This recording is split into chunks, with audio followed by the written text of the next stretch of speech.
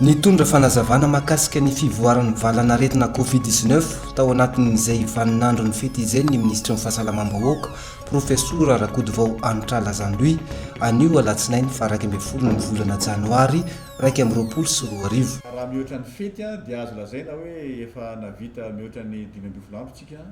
miainga any amin'ny andro anatsika ny fetin'ny krismasy ary efa any amin'ny 20 andro anoany ny navitantsika zany zao ny taom-baovao. Ny ministera ny fahasalamam-bahoaka moa dia efa niomana mialoha 2 volana mialohan'ny tsy nahatongavan'ny fety ny amin'ny fimakomana amin'ny fiatrehana ny fety ary izany dia mba hanolorana atsika malagasy fety izay azo lazaina hoe ao anatin'ny Covid fa Covid voafehy ary izay no anamafisako eto ankehitriny dia ny alohan'ny fety atsika dia niezaka mihitsy mitazona ny vokatra azotsika azo lazaina fa voafehy ny Covid nandritra ny fety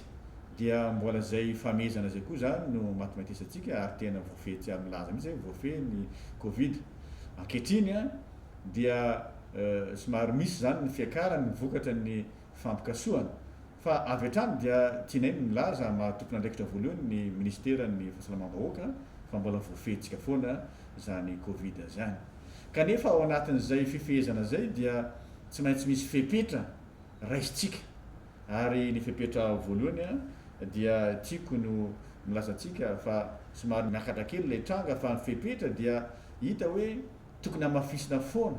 lay fepetra sakana rehetra mihitsy zany indrindra fa ny fitondrana ny arivava orona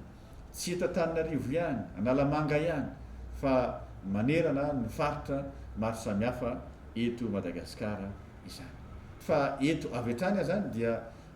manentana ireo namana mpiara-miasa rehetra anatin'ny fahasalamana zany mba handray ny fepetra tandrifatsika isika ary isika koa zany zay amin'ny toerakafa raha tsy laza fotsiny zany zao ny any amin'ny faritra dia ao le CRCO zany zay tokony handray akaiky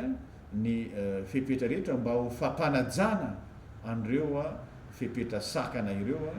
ary miaraka amin'izay fandaminana tandrify amin'izany. Fa ny tiako saretana antsika zany dia ity amin'izao zany dia misy faritra anankiroa zay azo lazaina hoe mbola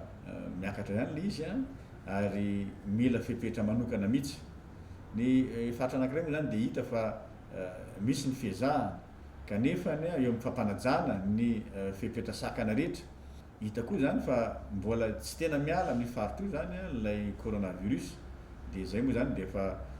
nandefa ary mbola mampijanona any mandra-pahatonga an'izao zany ireo olona avy ety aminay zany hanampy ny any atoerana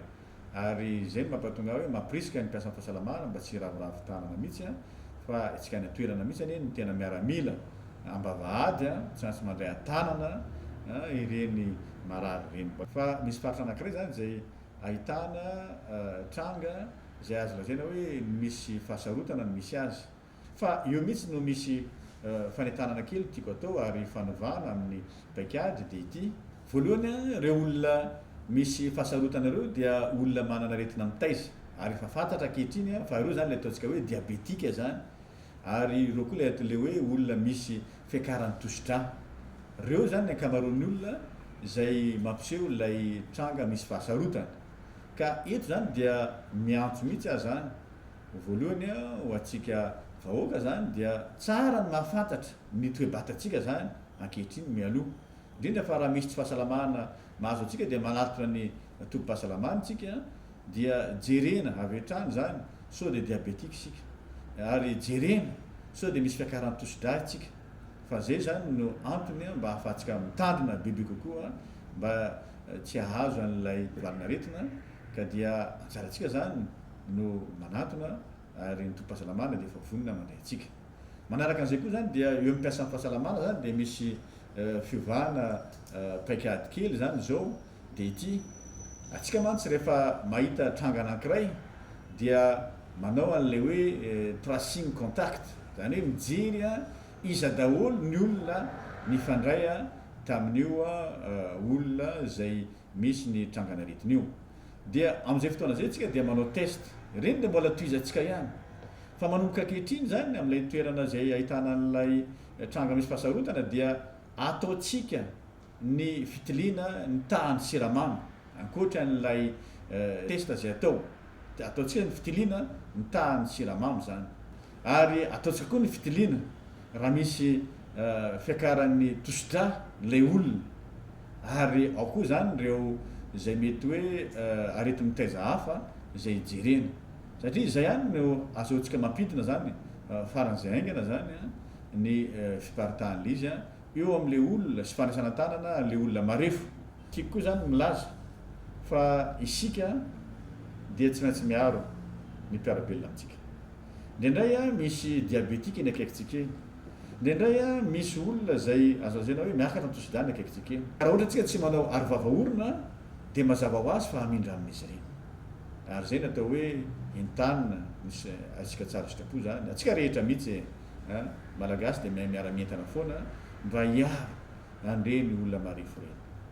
anisany mampiakatra ny tranga koa zany ankoatran'ny fety dia isika rehefa mahita an'ilay ataotsika hoe cas positif zany hoe ahitana n'ilay aretina zany